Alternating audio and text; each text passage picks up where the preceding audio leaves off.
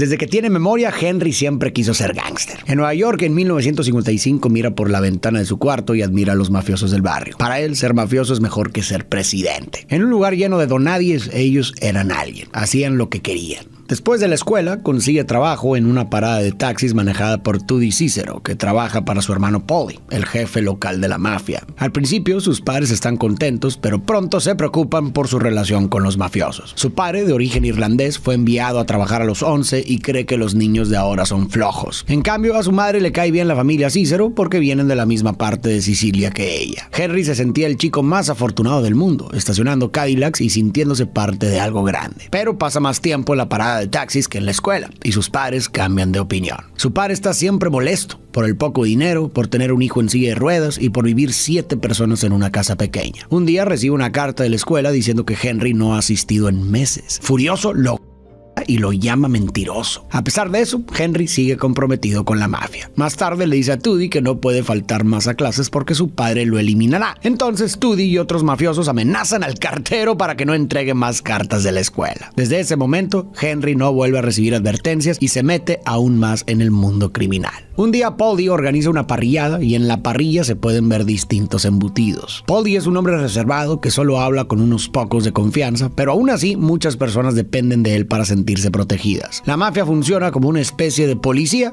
pero para criminales. Una noche Henry ayuda a Tudy a incendiar un lote de autos. Mientras rompe vidrios y prende fuego, se da cuenta de cuánto ha cambiado su vida. Ya no hace fila en la panadería, su familia es respetada y con solo 13 años gana más que muchos adultos. Después un hombre herido llega corriendo a la pizzería donde está Henry. Tudy le dice que no lo deje entrar, así que Henry le saca una silla y le venda la mano con delantales. Cuando llega la ambulancia, Tudy lo regaña por haber desperdiciado los delantales. En la parada de taxis, Henry trabaja de noche mientras otros juegan cartas. Recuerda esa época como una gran etapa para los mafiosos, antes de que empezaran los problemas. En esos días, conoce a Jimmy en un bar. Un joven de unos 28 o 29 años. Le sorprende cómo reparte billetes y cómo todos lo tratan con respeto. Al presentarse, Jimmy también le da un billete y le pide que siga trayendo bebidas. Jimmy ya era uno de los hombres más temidos de la ciudad. A los 16 ya era un matón. Eliminar no le importaba, era parte del trabajo. Pero lo que más disfrutaba era robar. Era el tipo de persona que siempre apoyaba a los villanos en las películas. Una vez captura un camión sin resistencia, le da dinero al conductor y se gana el apodo de Jimmy el Caballero. La policía, incapaz de atraparlo, termina trabajando con él. Más tarde, en la parada de taxis, Jimmy y Tommy descargan cigarrillos robados y ayudan a una mujer a llevarlos a su coche. Luego, Jimmy presenta a Tommy con Henry. Cuando aparece una patrulla, Jimmy soborna a los policías con algunos cartones. Henry empieza a vender cigarrillos, pero unos detectives encubiertos lo atrapan.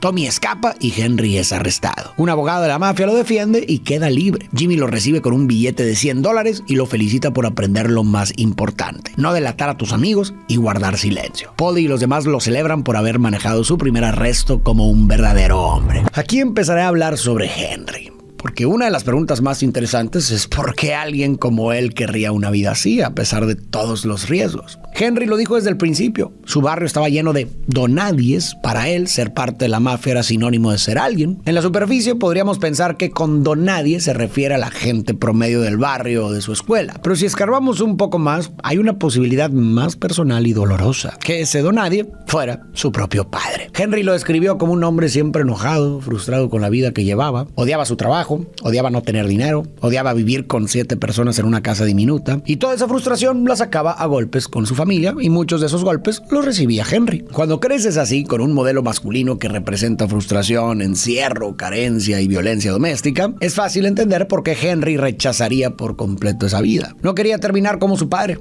enojado con el mundo, limitado, sin poder, sin respeto, atrapado en un trabajo mediocre. Lo curioso fue que nunca se planteó que también había una forma digna y satisfactoria de ser padre, esposo y trabajador sin caer en ese resentimiento. Para Henry solo había 2 opciones: ser como su papá o ser como los mafiosos que veía desde su ventana. Y desde ahí el contraste no podía ser más seductor. Mientras en su casa había gritos, escasez y golpes, afuera había respeto, dinero, estilo, admiración. Veía a tipos que no se preocupaban por nada, que parecían moverse por el mundo con total libertad. Y lo más irónico es que mientras soñaba con esa vida de libertad, él estaba literalmente encerrado en su cuarto. Para Henry, la vida mafiosa representaba poder, representaba control. Le ofrecía justo lo que sentía que le faltaba. Después de que su papá lo por juntarse con los mafiosos y le prohibiera volver a verlos, Henry se sintió completamente impotente, pero fue justo ahí cuando aprendió su primera gran lección. Cuando intimidaron al cartero para que dejara de entregar las cartas de la escuela, Henry entendió que con suficiente poder podías hacer que el mundo se ajustara a ti, que no hacía falta pedir permiso. Y en ese momento eligió a su familia mafiosa por encima de su familia de sangre. Su modelo a seguir fue, desde entonces, Jimmy. Lo admiraba, le fascinaba su presencia, el respeto que imponía, cómo todos lo escuchaban cuando hablaba, y de Jimmy aprendió 3 cosas clave. 1,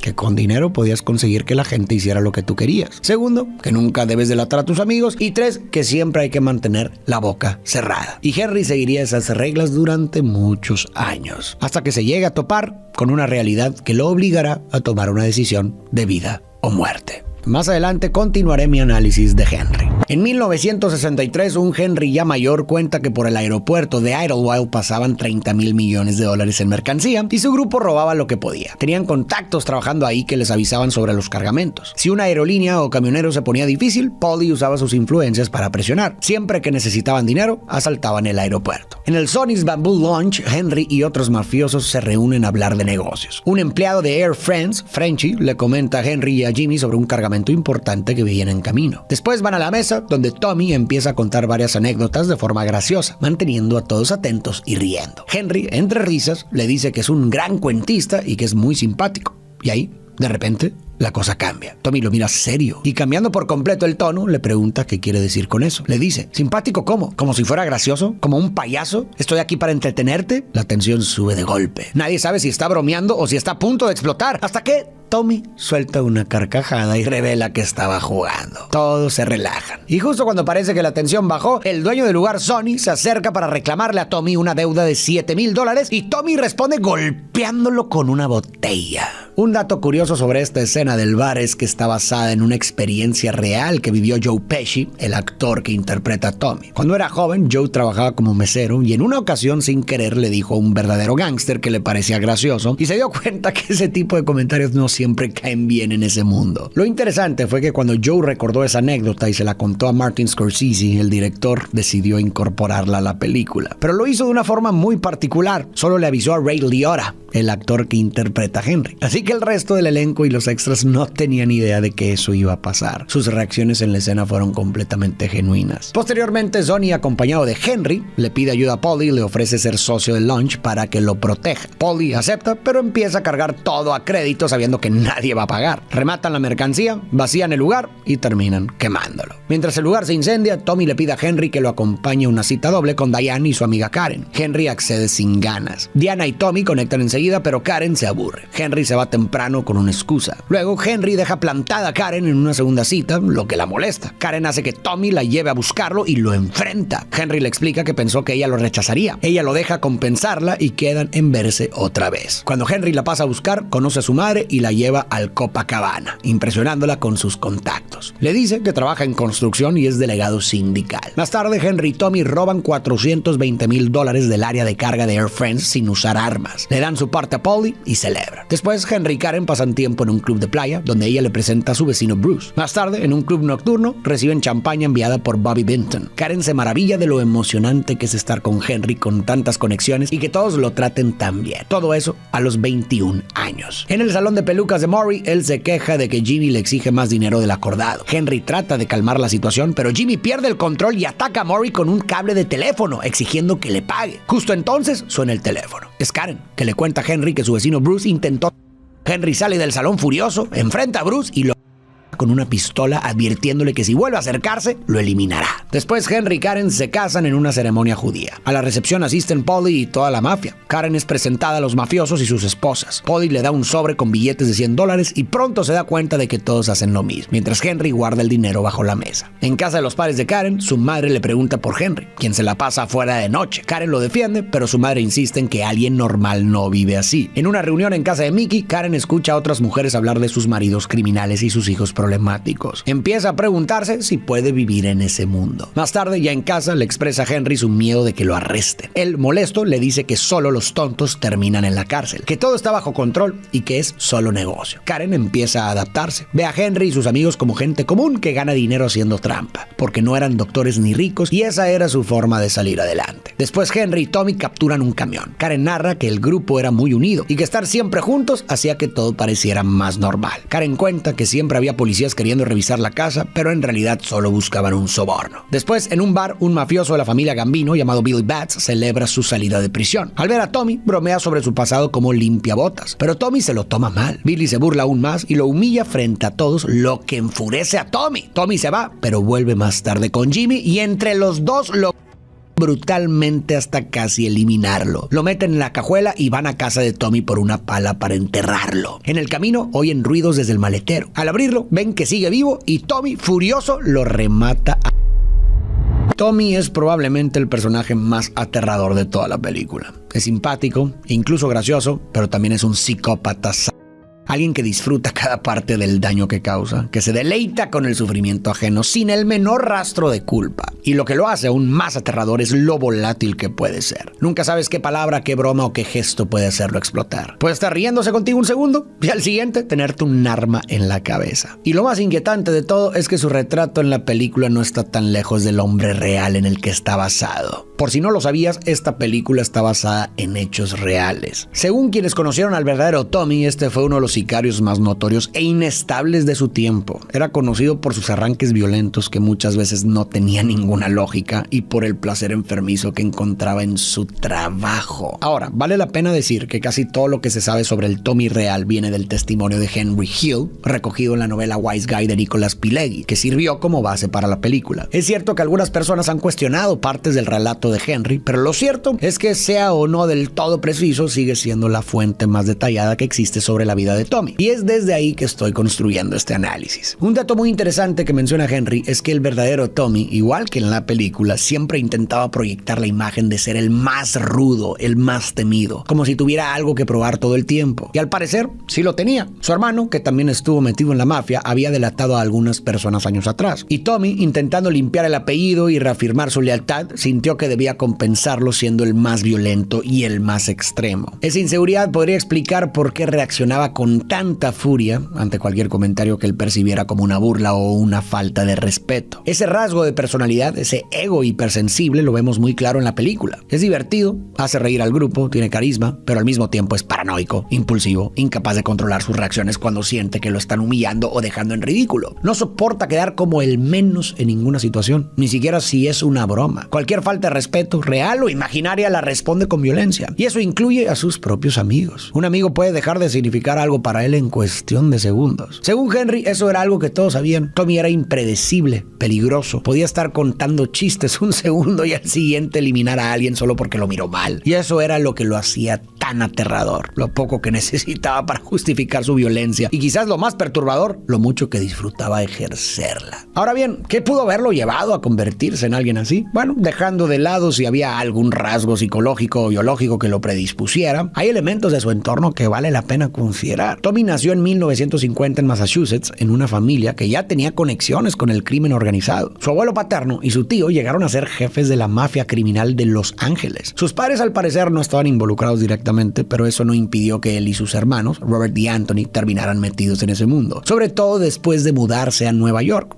un entorno donde la mafia tenía una presencia mucho más fuerte e influyente. No hay muchos datos sobre su infancia, pero todo apunta a que, como muchos otros, empezó a involucrarse desde joven en actividades delictivas. A los 15 años conoció a Henry Hill y es probable que por medio de él también haya llegado a Paul Barrio. Pero más allá de su entorno o de la historia familiar, hubo una figura que parece haber sido clave en su desarrollo: Jimmy Burke, o Jimmy Conway, como aparece en la película. Jimmy era amigo cercano de la familia y fue quien vio en Tommy un potencial para moverse en el mundo criminal. Muy probablemente fue él quien lo apadrinó y quien lo introdujo por completo al negocio. Y todo indica que Jimmy también tuvo mucho que ver en moldear esa personalidad brutal y volátil que terminó definiendo a Tommy. Para entender mejor por qué, pon atención cuando analice a Jimmy más adelante. Henry explica que eliminar a alguien como Billy, un mafioso importante, requería permiso. Hacerlo sin autorización podía costarles la vida. Los viernes los hombres iban al Copacabana con sus amantes. Henry salía con Janice. Un domingo, Henry y su familia visitan a Polly. Este le pregunta por la desaparición de un hombre llamado Billy Batts, que está causándole problemas. Henry le dice que nadie sabe nada. Más tarde, Jimmy llama a Henry. Deben desenterrar el cuerpo de Billy porque vendieron el terreno. Lo hacen entre los tres y solo Henry parece afectado por el olor. Cuando Karen le pregunta por el mal olor en el auto, Henry le dice que atropelló un zorrillo. Luego le compra un departamento a su amante Janice cerca de su casa. Janice y Henry se divertían tanto que ella fue regañada en su trabajo y Henry terminó a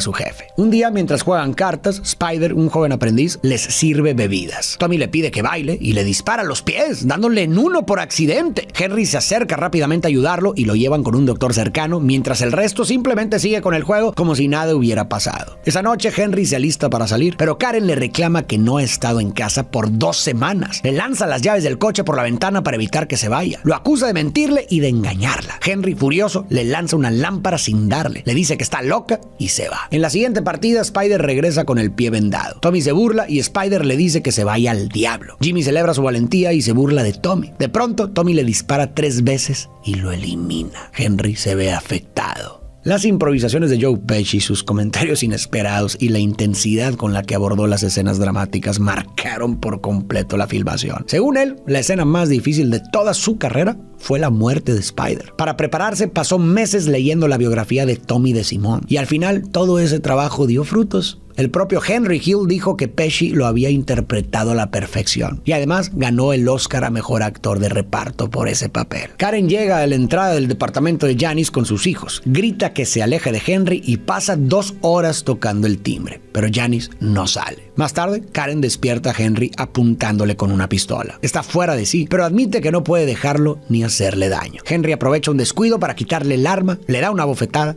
y se va. Después, Paul y Jimmy le dicen a Henry que arregle las cosas con Karen. Lo mandan con Jimmy a relajarse unos días. Durante el viaje, un hombre que les debe dinero hasta que paga. Al volver, el hombre los denuncia gracias a su hermana que trabaja en el FBI. Arrestan a Henry y Jimmy y los condenan a 10 años. Ya en la cárcel, Henry cuenta cómo, junto a sus socios, viven con comodidad y preparan cenas elaboradas, incluyendo una salsa de tomate con albóndigas hechas con ternera, res y cerdo, además de filetes de carne. Incluso Polly está ahí, cumpliendo 1 año por desacato. Henry comienza a meter contrabando a la cárcel, incluyendo sustancias para vender entre los internos. En una visita, Karen entra con un abrigo grande para pasar más cosas, pero al ver el nombre de Janice en la lista de visitas, se enfurece y enfrenta a Henry. Ella se queja de lo sola que se siente y de que nadie la ayuda. Henry trata de calmarla y le dice que deben olvidarse los demás. Le cuenta que tiene un plan para vender sustancias en la cárcel y que estarán bien si ella sigue ayudando. Karen teme que Polly lo descubra, pero Henry insiste en que sean cuidadosos. Él le pide que no vuelva a mencionar a Janice y él acepta. Después de 4 años, Henry sale de prisión. Karen lo recoge y vuelven a su pequeño departamento. Henry le pide que haga las maletas y busque un lugar nuevo, ya que espera recibir dinero de una sociedad. Luego van a comer con Polly, quien le advierte que se mantenga alejado de las sustancias y que tenga cuidado con Jimmy y Tommy. Le recuerda que solo salió porque él le consiguió un trabajo. A pesar de la advertencia, Henry vuelve a vender sustancias sin que Polly lo sepa, usando el departamento de Sandy, su nueva amante y amiga de Janice, como base. Le va tan bien que compra una casa nueva e involucra a Jimmy y Tommy. Karen les muestra la casa a sus amigos Maury y Bell. Maury convence a Henry de unirse al gran robo de Lufthansa. En un bar se reúnen para organizar el atraco. Cada uno tiene un rol. Tommy y Carboni se encargarán del guardia. Frenchy y Joe Buddha controlarán a los empleados. Johnny Roastbeef los atará y alejará de las alarmas y Stax se encargará del camión. Mientras tanto, Henry tiene a todos trabajando, incluso a su ex niñera Lois, que ahora transporta sustancias para él. En casa de Sandy, Henry prepara mercancía con ella. Mientras se ducha, escucha en la radio una noticia sobre el atraco a Lufthansa. Se habla de entre 2 y 4 millones de dólares robados. Henry grita de emoción. Más tarde hay una fiesta navideña privada en un bar para celebrar el robo. Jimmy recibe a Henry y Karen al llegar. En la fiesta, Johnny Roastbeef presume un Cadillac rosa nuevo que compró para su esposa. Jimmy se enfurece porque había pedido que no comprara nada llamativo, ya que la policía los vigilaba. Johnny intenta justificar la compra diciendo que está a nombre de su madre. Carboni también llega con su esposa, que lleva un abrigo extravagante. Jimmy se lo arranca y le ordena devolverlo. En la barra, Henry y Jimmy notan que varios traen ropa y joyas nuevas. Maury se acerca a pedir su parte del dinero, pero Jimmy lo ignora. Henry intenta intenta calmarlo y promete hablar con él. En una sala trasera, Jimmy le da a Henry una pequeña parte del dinero como adelanto. Luego, Henry lleva a casa un árbol de Navidad y reparte regalos. A Karen le da un fajo de billetes y le dice que se compre algo bonito. Mientras tanto, Tommy elimina a Stacks por no deshacerse del camión usado en el atraco, dejando pruebas que podrían incriminarlos. En el bar, el grupo sigue celebrando. Henry, preocupado por la investigación, quiere hablar con Jimmy, pero este ignora sus inquietudes. Después, Jimmy cuenta que Polly hará miembro oficial de la mafia a Tommy.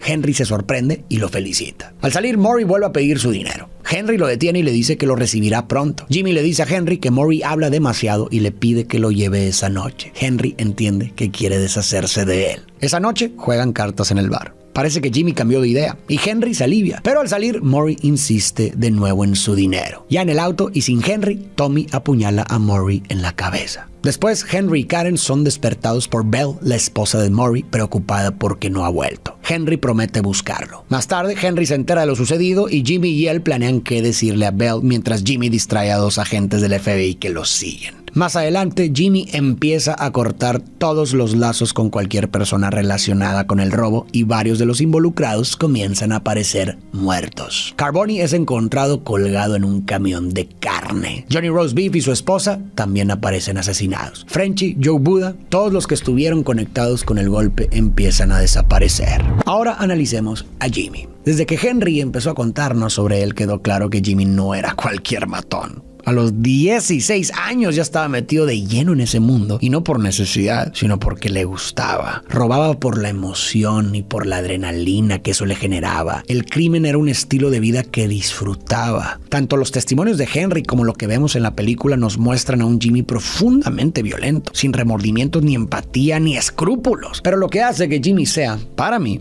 el más peligroso de los 3 protagonistas es que, a diferencia de Tommy, no es explosivo. Tommy es más aterrador porque es impulsivo, porque no sabes en qué momento va a estallar. Pero Jimmy, en cambio, es más amenazante porque sabe controlarse. No grita y no te anda amenazando cada 5 minutos. En cambio, es frío y calculador y a veces incluso encantador. Tiene ese aire de generosidad y de tipo amable, pero todo es fachada. Su violencia es pensada, planeada y medida. Y eso es justo lo que lo hace tan impredecible y tan peligroso.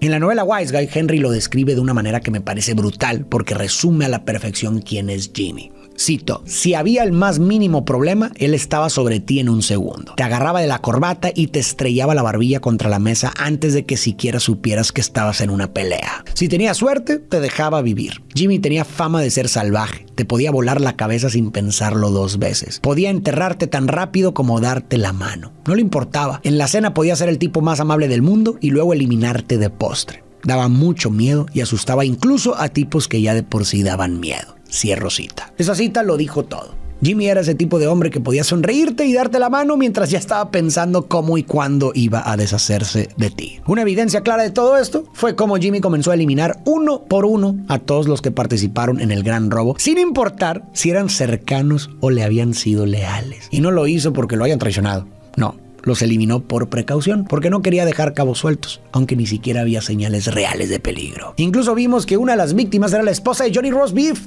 A Jimmy no le tiembla la mano para deshacerse de quien sea, aunque tenga una relación cercana con esa persona. Su círculo de empatía parece que se limitaba exclusivamente a Tommy. Fuera de él, con Jimmy no hay lealtad, no hay vínculos reales. Las relaciones son puramente transaccionales. Si sospecha algo, aunque sea una posibilidad mínima de que alguien se convierta en un riesgo, lo elimina. Así de simple. Y claro, cuando entiendes eso, también entiendes cómo la figura de Jimmy, siendo una especie de mentor para Tommy, probablemente reforzó todos esos comportamientos ya problemáticos y agresivos que Tommy traía desde antes. Jimmy no solo lo validaba, sino que lo potenciaba. Jimmy está feliz. El negocio de sustancias en Pittsburgh sigue dándoles dinero y el tema de Lufthansa empieza a calmarse. Pero lo que más le emociona es que Tommy será nombrado oficialmente miembro de la mafia. Ni Jimmy ni Henry podían ascender porque tenían sangre irlandesa. Para ser miembro, había que ser 100% italiano. Era el mayor honor. Significaba que uno pertenecía a una familia, que nadie podía tocarte y que tú podías hacer lo que quisieras, salvo con otros miembros. Pero en vez de ser ascendido, Tommy es asesinado en venganza por eliminar a Billy Batts. Jimmy queda destrozado. Tommy vivía como si no hubiera un mañana, como si las reglas no aplicaran para él. Y en el mundo criminal, cuando vives así, el mañana simplemente no llega. El domingo 11 de enero de 1979, Henry tiene un día muy movido. Comienza guardando unas armas en la cajuela y nota un helicóptero siguiéndolo. Tiene que llevar las armas a casa de Jimmy, pasar por su hermano Michael al hospital y recoger unos productos de Pittsburgh que Lois entregará en Atlanta. Jimmy se enoja porque los silenciadores no encajan y se niega a pagar. Henry se lleva las armas de vuelta. Más tarde, sigue viendo el helicóptero. Después de recoger a Michael, Henry vuelve a casa y empieza a preparar la cena. Le tocaba mezclar la carne de res, ternera y cerdo para hacer la salsa de tomate y preparar el paquete que debía entregar a Lois. Si has estado atento, seguro notaste un detalle que se repite varias veces en la película.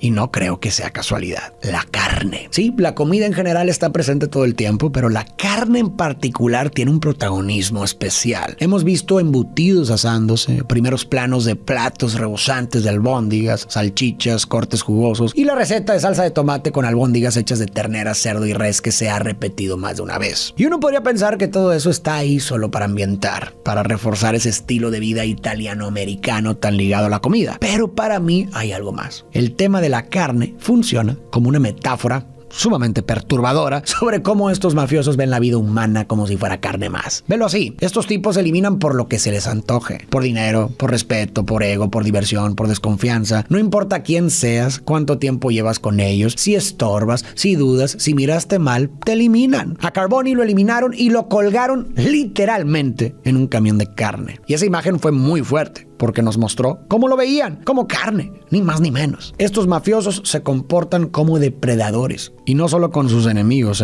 también entre ellos. Por eso verlos cocinar, verlos reunidos en torno a platos cargados de carne, tiene una carga simbólica muy fuerte que no se puede ignorar. Es un reflejo de lo fácil que les resulta eliminar, de una lógica perversa que reduce la vida humana a materia útil, algo que se puede cortar, cocinar, consumir y desechar. Henry y Karen salen a las 11:30 de la mañana a ser mandados. Al ver que el helicóptero los sigue, deciden dejar las armas en casa de la mamá de Karen. Luego van de compras para despistar y después regresan por las armas. A las 3:30 de la tarde se encuentran con el contacto de Pittsburgh, que se burla de la paranoia de Henry y le cambia las armas por la sustancia Hero. Henry planea volver a casa, preparar el paquete de sustancias para Lois y terminar la cena. Llama a casa para asegurarse de que Lois siga sus instrucciones, pero ella llama desde dentro, lo que podría alertar a la policía. Henry se molesta por su descuido. Henry regresa a casa para terminar de cocinar mientras espera el vuelo de Lois. Le pide a su hermano que vigile la estufa y corre a casa de Sandy para preparar el paquete. Más tarde le dice a Lois que pegará la sustancia en su pierna, pero ella insiste en pasar primero por su sombrero de la suerte. Cuando suben al auto, un agente del FBI le apunta a Henry con un arma. Al mismo tiempo, otros agentes entran a su casa. Karen tira la sustancia por el inodoro y esconde una pistola en su ropa interior. Henry y Lois son llevados a las oficinas del FBI. Mientras lo interrogan, ve que también arrestaron a Sandy. Termina en la cárcel y le pide a Karen que lo saque cuanto antes porque teme que lo eliminen. Karen logra convencer a su madre de poner la casa como garantía para pagar la fianza. Henry teme que Polly o Jimmy quieran eliminarlo. Su plan es vender lo que quedó de sustancia y desaparecer, pero se entera de que Karen la tiró toda. Discuten fuerte, pero terminan dormidos, abrazados, él con un arma en la mano. Durante años, Henry siguió la guía de Jimmy. Incluso cuando todo empezaba a descomponerse, incluso cuando sabía que las cosas se estaban saliendo de control, él seguía guardando silencio. Pero la verdad es que Henry no era como Jimmy y Tommy, ni cerca. Jimmy y Tommy no estaban en la mafia solo por los beneficios. Ellos disfrutaban el crimen, les gustaba la violencia. Para ellos robar, eliminar eran cosas que les generaban placer. Henry no encontraba esa misma satisfacción. De hecho, su impulso más natural al principio fue ayudar. Cuando vio al hombre herido afuera de la pizzería, su reacción fue intentar asistirlo. Lo regañaron por eso, claro, pero ese gesto ya decía mucho. También lo vimos cuando Tommy golpeó brutalmente a Sonny. Henry no lo celebró, se preocupó por él. Lo acompañó con Polly e intentó remediar la situación. Más adelante, cuando Jimmy atacó a Murray con el teléfono, Henry se rió, pero era una risa nerviosa, una forma de no saber cómo reaccionar. A lo largo de la película vimos que Henry intentó interceder por Murray una y otra vez tratando de protegerlo de Jimmy. Y algo importante, nunca vimos a Henry eliminar a nadie. Tal vez el único momento donde vimos una violencia clara y directa por parte de Henry fue cuando golpeó brutalmente a Bruce por haber intentado a Karen. Ahí sí perdió el control, pero no por poder ni placer. En general, Henry soportó, aguantó y guardó silencio. Pero poco a poco los golpes de realidad empezaron a acumularse. Uno de estos primeros golpes fue la muerte de Billy Batts. Henry se vio afectado por lo que hicieron Jimmy y Tommy. Cuando desenterraron el cuerpo, él fue el único visiblemente asqueado, mientras los otros dos bromeaban. A partir de ahí todo fue cuesta abajo. Tommy y Jimmy se volvieron cada vez más violentos y más impredecibles. Cuando Tommy le disparó a Spider, Henry fue el primero en ir a ayudarlo. Y cuando lo eliminó, Henry fue el único que pareció realmente afectado. Henry simplemente no es como Tommy y Jimmy. Henry va a ver a Polly, que está cocinando unos embutidos. Le pide perdón por haberle mentido y por haber vendido sustancias. Polly le da $3,000 y le dice que ya no quiere saber nada más de él. Karen se niega a huir y vivir escondida, pero Henry insiste. Si no se van, los van a eliminar. Jimmy, por su parte, busca a Karen para saber cómo está Henry y le dice que necesita hablar con él. Le ofrece dinero y aunque Karen está nerviosa, lo acepta. Luego Jimmy le indica que vaya a una tienda cercana, pero ella sospecha que algo no está bien y decide no entrar. Ahora hablemos un poco de Karen. Cuando conoció a Henry, ella no tenía idea de que se estaba metiendo con un mafioso. Y cuando finalmente lo descubrió, claro que tuvo dudas. Pero para entonces ya estaba demasiado involucrada. Ya había probado la vida cómoda, el dinero fácil, los restaurantes exclusivos, la emoción de estar con alguien poderoso. Y rechazar todo eso no es tan fácil cuando ya te acostumbraste a lo dulce sin haber probado lo amargo. Lo curioso es que al principio Henry ni siquiera se sintió atraído por Karen. Fue solo cuando ella lo confrontó que él empezó a verla con otros ojos, porque lo que lo enganchó fue su carácter. Henry respetaba el poder y cuando vio que Karen tenía la fuerza para plantarse y para decirle las cosas de frente, ahí fue cuando empezó a respetarla y eventualmente a enamorarse. Pero con el tiempo todo eso cambió. Mientras más Henry se rodeaba de Jimmy y Tommy, mientras más se hundía en el mundo criminal y ganaba poder, su actitud también empezaba a transformarse. Y lo que al principio le fascinaba de Karen, esa forma fuerte de hablarle, de desafiarlo, terminó por molestarle. Lo vimos claramente en esa escena donde Karen le reclamó por salir. Henry reaccionó con agresividad, con ese mismo impulso de control que aprendió de los hombres con los que se juntaba, incapaz de tolerar que alguien le pusiera límites. Pero esa escena solo fue un síntoma de algo más grande, porque a medida que Henry se adentró en el crimen, también vimos cómo su actitud hacia su esposa y su familia cambió por completo. Y no solo lo notamos en su comportamiento, también en la estructura misma de la película. Fíjate en esto, después de la boda, sus hijos apenas aparecieron, ni siquiera vimos cuándo nacieron. De repente ya estaban ahí, y eso no fue casualidad. Eso reflejó cómo Henry empezó a priorizar su vida. Su familia pasó a segundo plano frente al encanto del mundo criminal. El respeto, el dinero, los lujos, las noches con amigos, el poder, todo eso empezó a importar más que su rol como esposo o como padre. Y lo que empezamos a ver fue a un Henry cada vez más ausente, más irresponsable. Pasaba más tiempo con sus amigos que en su casa, engañaba a su esposa sin ningún tipo de culpa, y lo peor es que parecía convencido de que su familia debía estar agradecida, como si todo se resolviera con dinero. Henry proyectó sus propios valores materialistas en su familia. Si Karen recibía fajos de billetes cada semana, entonces, según su lógica, no tenía derecho a quejarse de sus infidelidades ni de sus ausencias. Si los niños vivían en una casa enorme, con buena ropa y comida en la mesa, ¿qué más podrían pedir? Él lo medía todo, incluido el amor, en términos de lo que puede comprar, porque eso fue lo que aprendió en ese mundo. Ahí todo se ganaba con dinero. Y esa lógica se le metió tan profundo que terminó contaminando también su vida personal. Y lo más triste de todo es que ni siquiera se dio cuenta del vacío que estaba dejando. Creía que estaba cumpliendo con su rol, como si ser papá fuera una transacción, como si el amor pudiera comprarse con lujos. Y aunque es cierto que Karen también se dejó arrastrar por ese mundo y aceptó muchas cosas con tal de mantener el estilo de vida, también es verdad que llegó un punto en el que se dio cuenta de lo sola que estaba. Porque sí, tenían dinero, sí,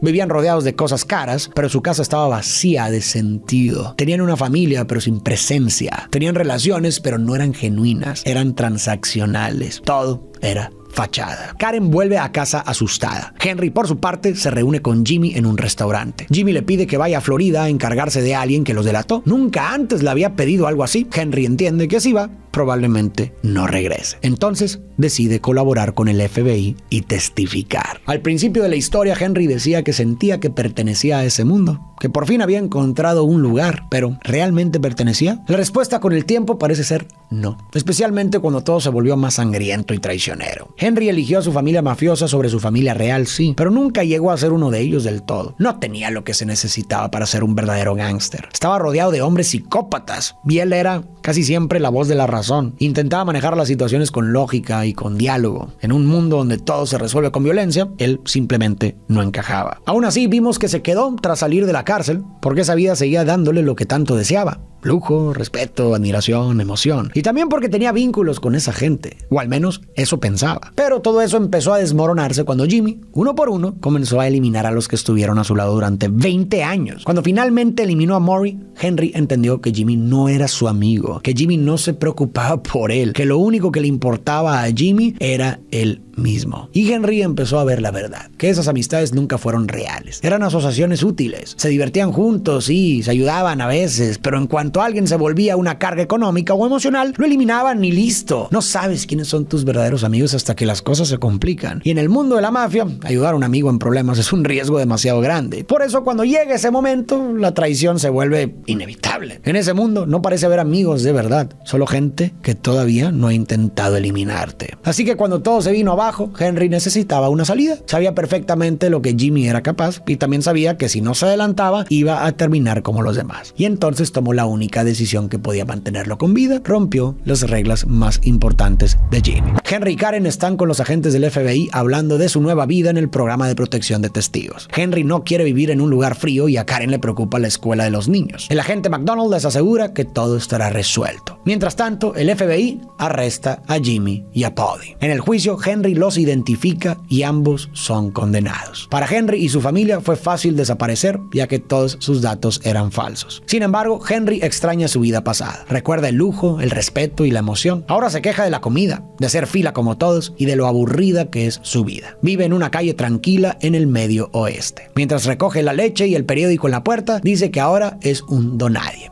y que así tendrá que vivir el resto de su vida. Durante todo el análisis hablé de muchos factores que influyeron en las decisiones de estos personajes. Su entorno, su infancia, la figura del padre, el deseo de poder, la seducción del dinero fácil, la necesidad de pertenecer. Y todo eso, claro, es importante. Nos ayuda a entender cómo llegaron ahí. Pero ojo, entender no es justificar. Porque aunque las circunstancias juegan un papel importante y aunque quienes nos rodean pueden marcar el camino, al final cada quien elige por dónde caminar. Las acciones de una persona son suyas y por más influencia que haya de fondo, lo que uno hace con esas influencias también es responsabilidad propia. El rumbo que los personajes que exploramos eligieron fue una elección consciente. Eligieron un camino que trajo muerte, sufrimiento y miseria a muchísima gente. Y sí, algunos llegaron a arrepentirse o a sentirse atrapados, pero eso no borra el daño. Y ahí está la línea que separa el análisis de la justificación. Podemos explorar las heridas, los modelos rotos que los empujaron hacia ese mundo, pero no por eso vamos a romantizar